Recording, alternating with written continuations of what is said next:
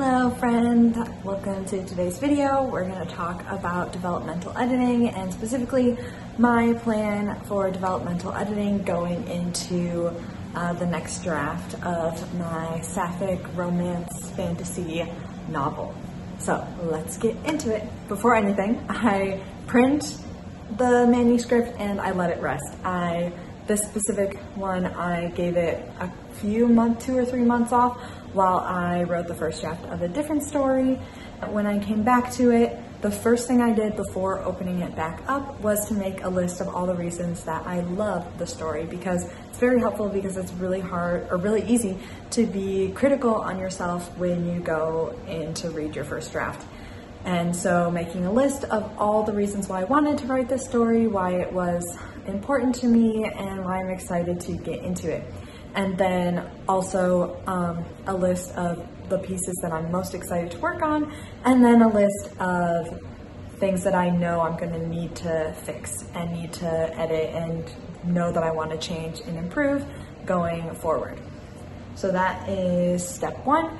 And step 2 is the cold read. After it's been a few months off, I just read the book as if I was a reader. I like to do this in the printed out copy, not on the computer, and try not to make any notes at all. It's really, really hard, but just try to read it like a reader, experience it like a reader. The whole way through, I try to do this all in one day so that I really get like the full experience of the story versus splitting it up and like having other events in between. After I finish the cold read, I will just take some overall notes on the story, like what did I really like, what do I think definitely needs to change, just from big picture wise, since that is what developmental editing is changing big picture story, plot points, that kind of stuff. So step 3 is the chapter by chapter outline. So I will create a chapter by chapter outline.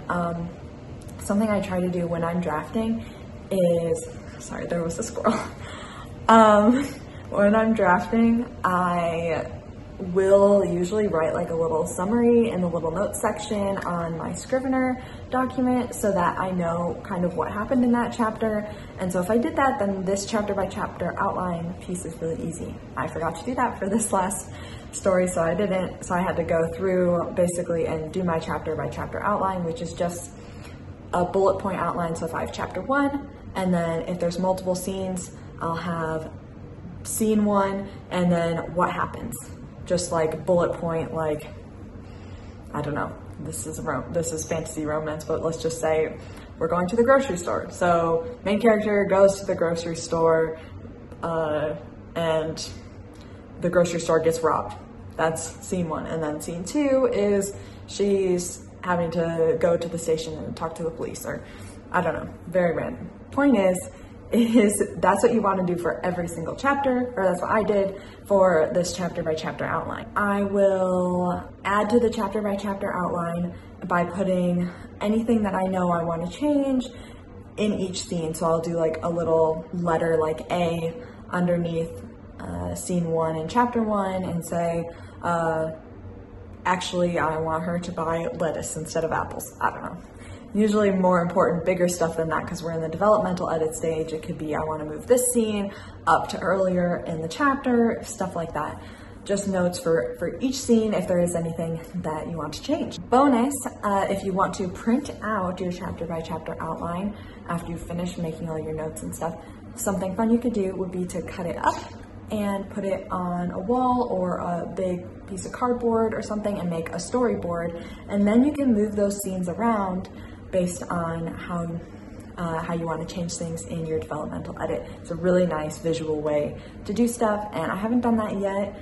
I have done my chapter by chapter outline, but I'm thinking, and I did print it out, and I'm thinking I'm going to do that soon. It should be really nice to see it all laid out as a big story. So then step number 4 is to re-outline, or you can just do that by moving the pieces around or by tweaking your outline. Or for me, I had to change a lot of stuff. So what I did was kind of like go back to the typical like save the cat beat sheet and just like re-outline by just jotting down like some lines for what I wanted to change, mostly the first act, was gonna stay the same. Mostly the first half of the story was gonna stay the same, but I know I wanted a lot to change in the second half, so I kind of just re-outlined that and then made a new chapter by chapter outline from there, based on the chapters that are going to be like completely different. Step number 5 is to start rewriting. I just kind of jumped in at chapter 1. The first part's going to be a lot easier for me because not as much is changing. Go through and I write it completely brand new. Like, I'll look at my printed document to transfer stuff over, but I don't like copy and paste. I just kind of type it out and change a lot of things along the way. I just find it's easier to make changes that way versus if you copy and paste, it's a lot easier to just kind of be like, it's good enough and keep going. So I rewrite it completely. And then a bonus recommended tip, something that I did, was to get a critique partner or a critique partner group. And I did join a critique group, which is really, really helpful for getting feedback as you go through a rewrite, especially because I'm finding it really helpful and I'm thinking that it's gonna shorten the process a lot, even though it seems like right now I'm spending a lot more time per chapter.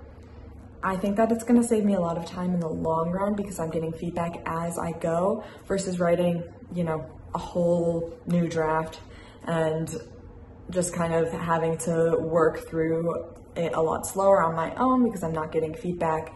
And so kind of slowing it down, taking it like scene by scene, feeling it out based on what my critique partner group says, and then reworking that chapter again if I need to before I move on to the next one. I hope that this video helps you if you are heading into developmental edit. That is my process, and I've seen a lot of people recommend similar things. I think this kind of mashup of tips is what works best for me.